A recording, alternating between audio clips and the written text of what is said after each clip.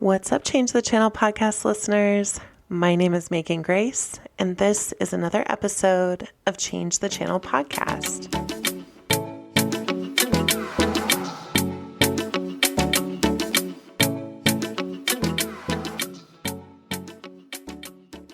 Welcome back to the show.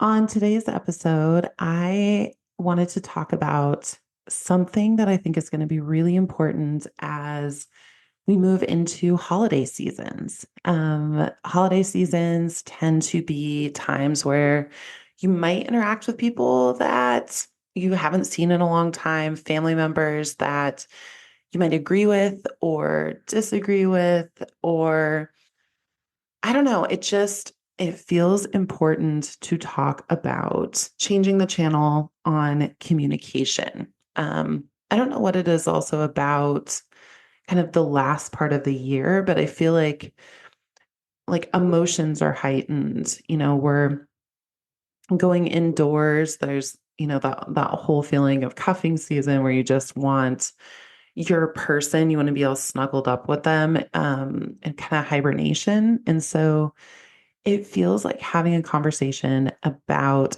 how we communicate is right on time, right on schedule. So I'm going to jump into it, and I wonder if any of this will be supportive as you're intermingling with your family and maybe chosen family, and also, maybe a chosen family member's partner or something where you're like, okay, how can we get the most meaningful time out of the time we have together?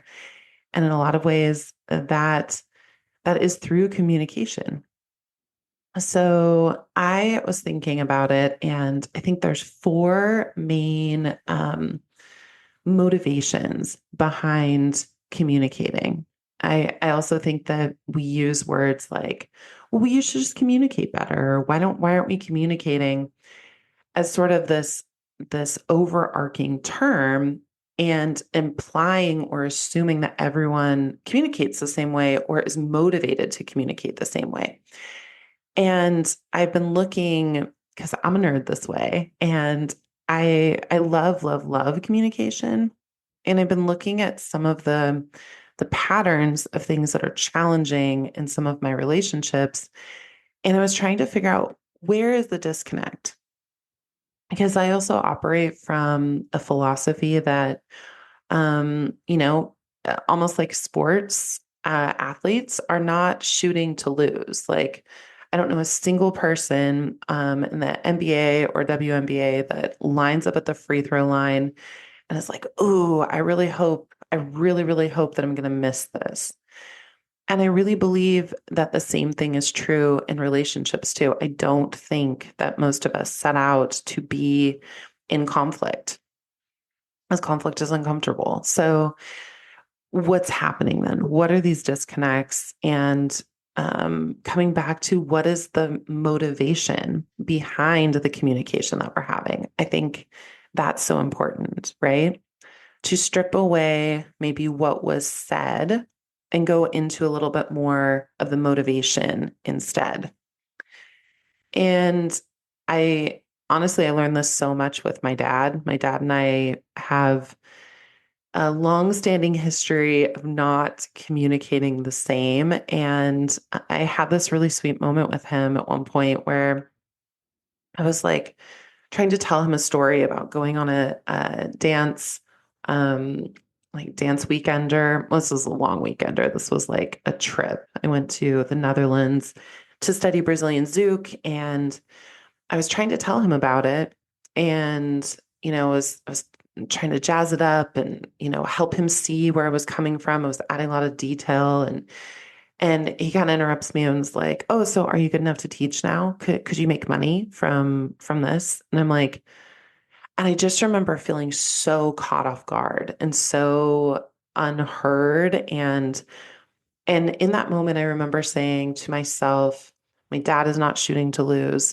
My dad wants connection with me, wants relationship with me. So what's happening here? And so I asked him, I was like, can you say what you mean again? Like, maybe not the same words, but what do you mean? And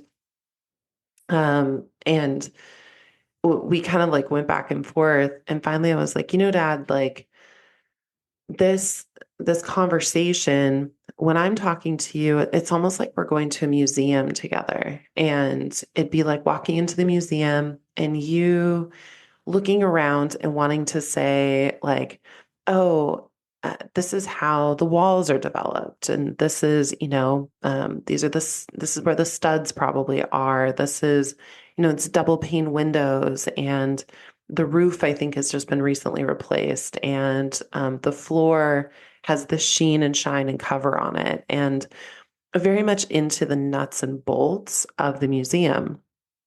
I'm like, which is a way to experience the museum. But for me, I was like, Dad, I'm trying to bring you into my experience of the museum. Like I want to tell you about what it was like to be there, almost as if we were going to sit in front of a painting, and I would tell you, you know, this is this reminds me of this experience in my life, or I'm feeling this tingling emotion in my left arm, or I, love the shadow that they did over here. It's like bringing up something for me. I want to connect with the art piece and connect with you. And that's why when I'm talking to you, that's my motivation. I'm like, and when you interrupt me and ask me, can you make money from this? Can you finally like have a career? It shuts me down. And he was like, oh, and the light bulb went on because I know my dad isn't trying to shut me down. He just accidentally does sometimes. So with that kind of backlay and thought, I learned first that asking him like, can you tell me more about what you're trying to say or what you want me to hear? And that's been a really supportive tool for us in kind of reconciling. And the second one is to be able to be in a slightly more neutral stance and look at the motivation behind communication. And I see that as the 4 C's. The first C of the motivation behind communication is commiseration. Um, how many people do you know that are like, oh my gosh, like, at work or something, like, yeah, this boss is the worst, or yeah, this is hard, or that is hard, or we all went through it together, kind of thing.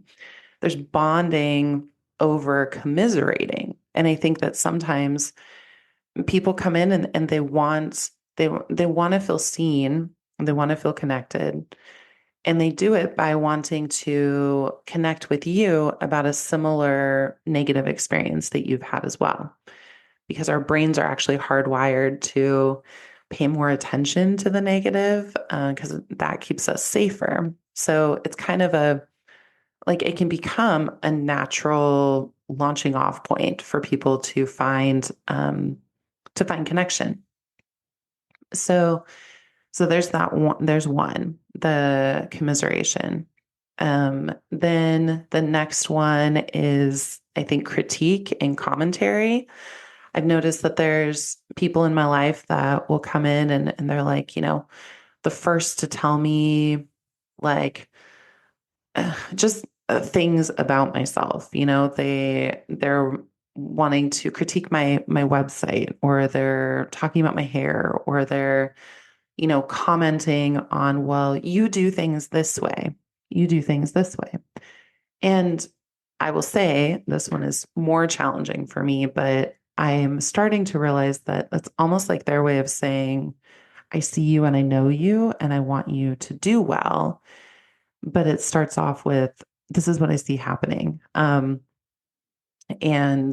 this is maybe what needs to change. Or I highly recommend with this one, if you are interested in helping someone in your life grow or change, or you notice, kind of like the almost like the spinach in the front of their teeth, um, I would recommend using one of the other C's, first to kind of test the water and then come back into, are you open to some feedback of something that I think might actually make this helpful? Invite someone into that part of that type of communicating before you just launch into it. But if you notice someone doing that to you a lot of times, sometimes the mindset shift of, okay, their motivation is that they want to connect with me and they're choosing to use one of the C's.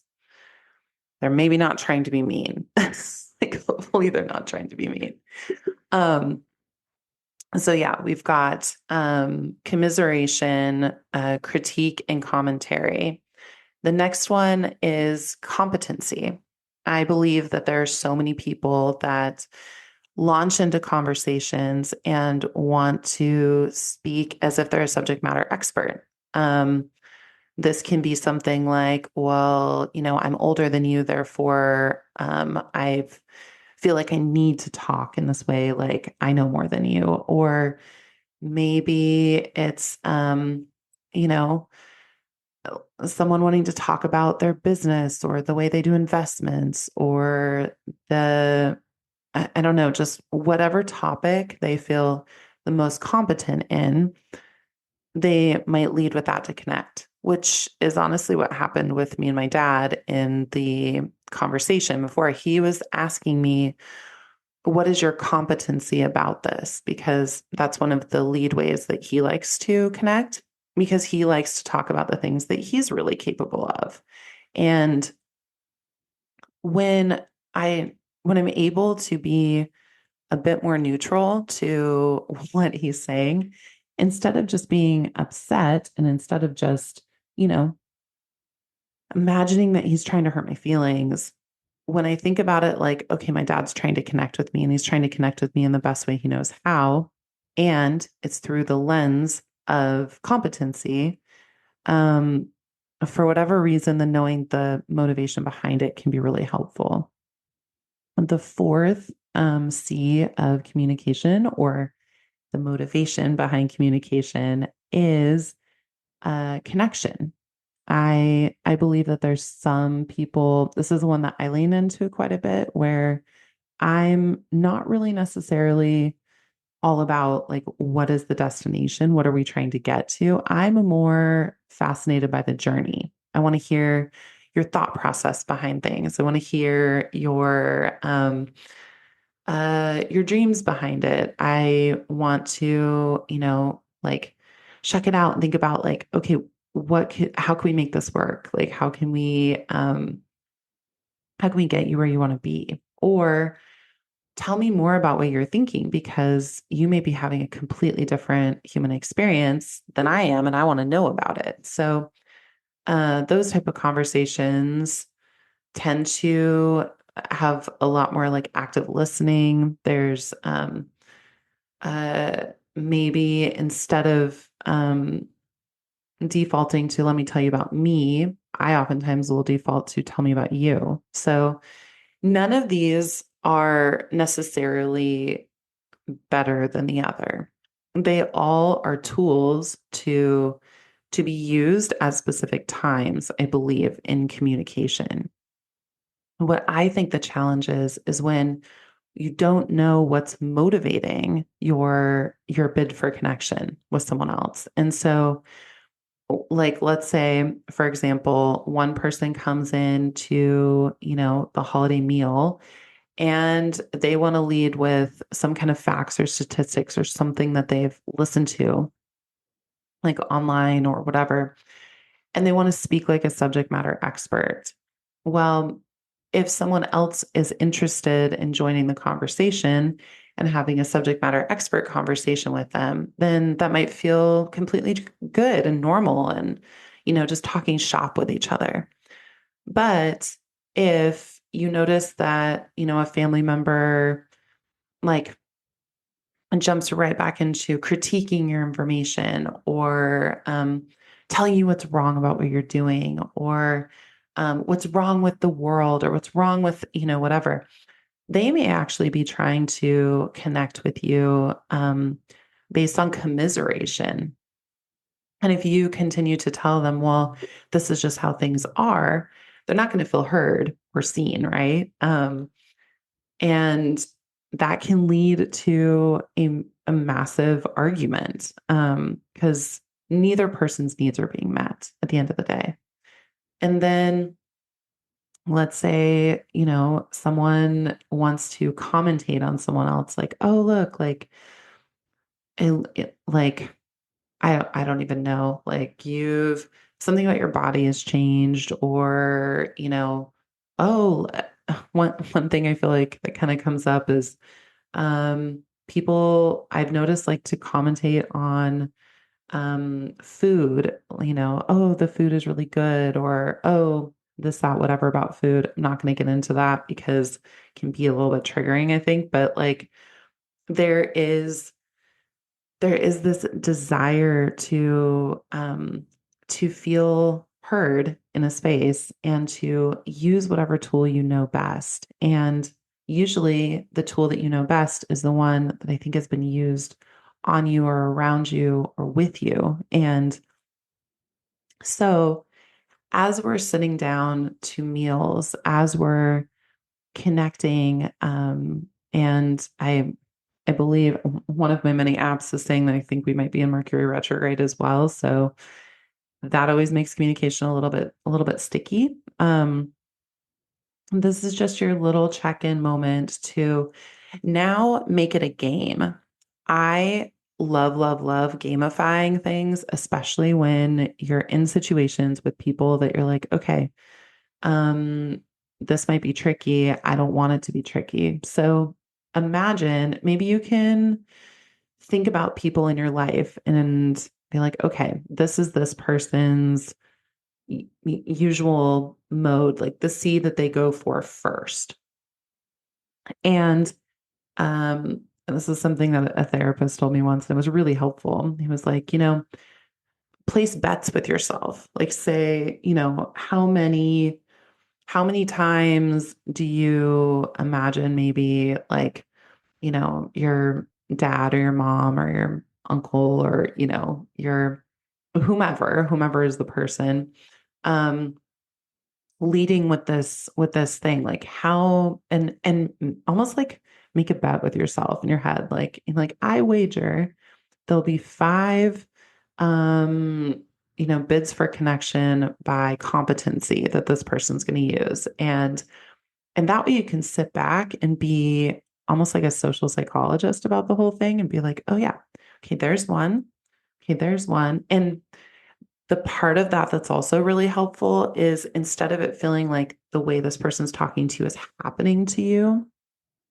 it can feel like, which will make your body actually contract in and guard, which can be really uncomfortable. And especially if you're trying to have a meal, maybe it won't make you feel as like open to eat, or yeah, just that discomfort in your body, which nobody's got time for. We're not interested in that. But if you make it a game, and if you almost have like anticipated or budgeted in like this many of each of these things from people in your life, then it can feel less like it's happening to you and more like it just happened.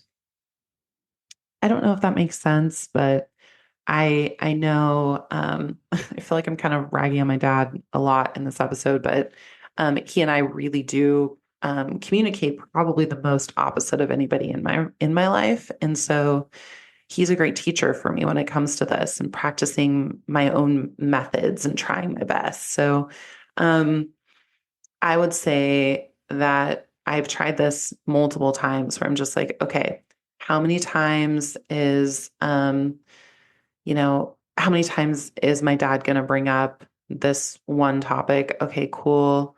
We'll probably hear it about 5 times over dinner. Great. And then each time he naturally leans into that thing, I'm like, okay, cool. One, okay, two.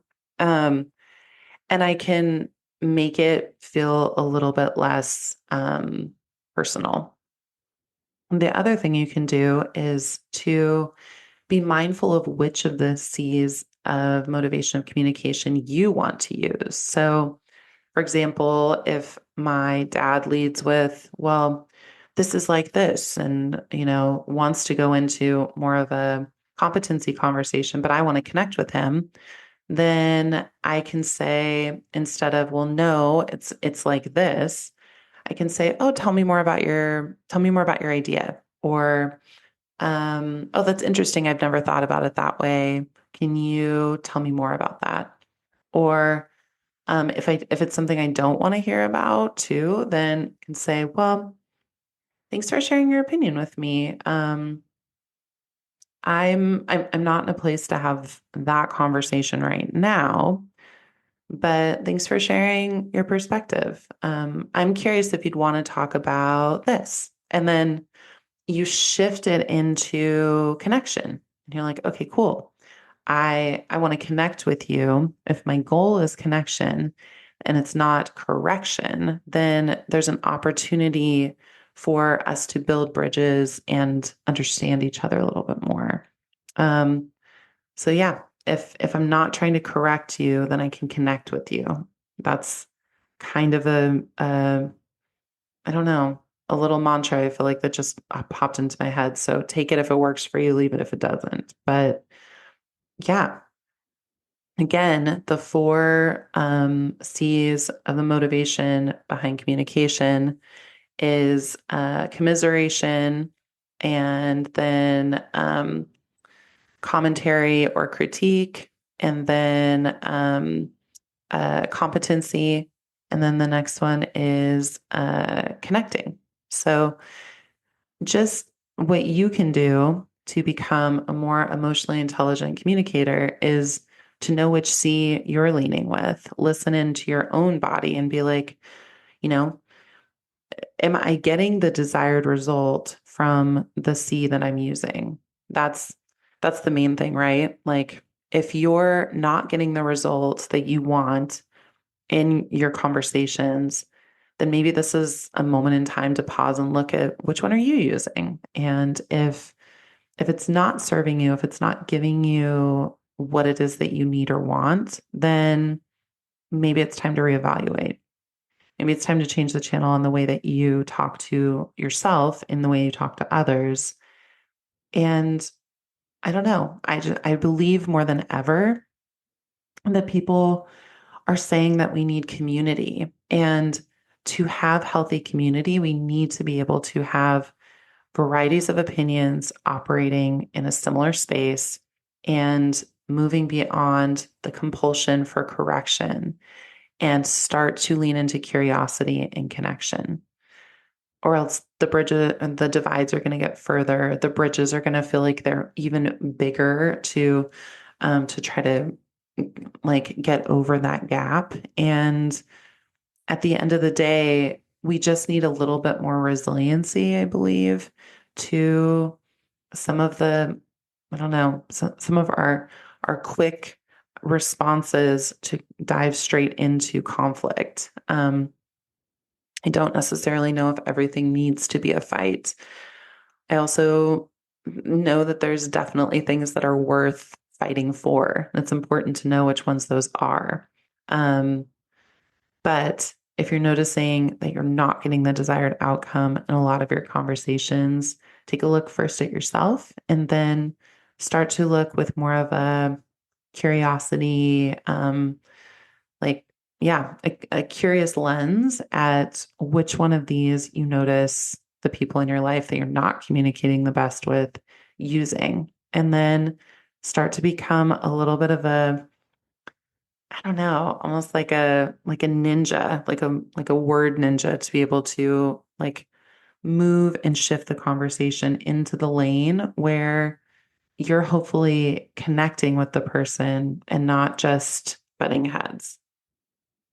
I hope that helps. I hope that will give you a little bit of relief as that has for me with varieties of things with my family. And I am holding tight to these words for even myself as I step into being with family members that we don't always agree and committed to loving them anyway. So what do? We change the channel, we elevate we grow, and um, you, we, we're just more responsible, right? Finding more responsibility for the way that we show up in the world and the way that we're taking in information so that we can get the desired outcome that we're wanting. Does that make sense? Does that make sense? I hope so. I am sitting with you through this time. I'm holding your hand energetically. Um, this feels like a moment in history where we have the opportunity to either widen the gaps between us or find a way to start turning ourselves back towards connection. Um, and it's going to be messy, and we need to give ourselves and others permission to be messy so that we can, yeah, so that life doesn't keep progressing the way that it's been going. That's my 12 cents. I've been saying my 5 cents, but with inflation, it's 12 cents. Um, yeah, I'd love to know in the show notes, or if any of this resonates, if any of this feels helpful, if you use any of these like mindset shifts as you're meeting with friends and family, I'd love to know if any of it's helpful or useful.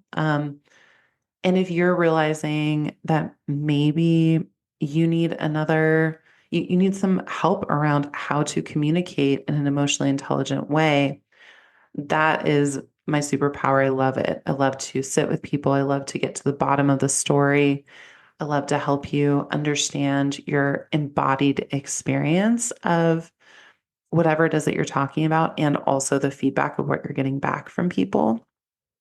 And so I will put my link in the show notes for a complimentary coffee chat, and let's let's talk about what it is. What are these obstacles that are getting in the way between you and the relationships and communication that you're wanting in your life? Because a desire to belong is biological. It's passed down. It is ancestral. It is not weak or bad or weird to want to belong. And so, if you are struggling in your life with how to belong, how to communicate in ways that form connections, um, click on the link and let's have a conversation. Without judgment, with curiosity, let's workshop this shit. So there can be more of us that are walking around emotionally intelligent, open, brave, bold, and ready to create change. Are you in? I hope so. Thank you so much for being here. This was another little mini episode of Change the Channel podcast.